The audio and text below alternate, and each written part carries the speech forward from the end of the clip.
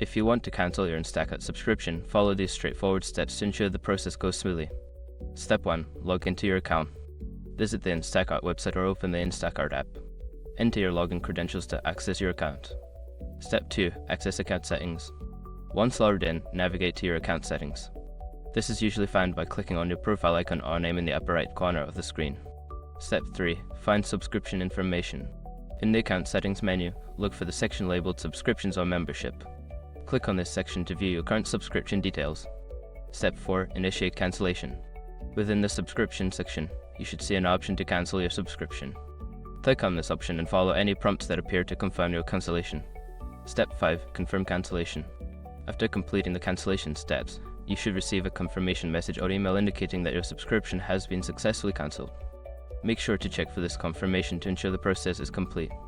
By following these steps, you can easily cancel your Instacart subscription. If you have any issues, consider reaching out to Instacart customer support for assistance.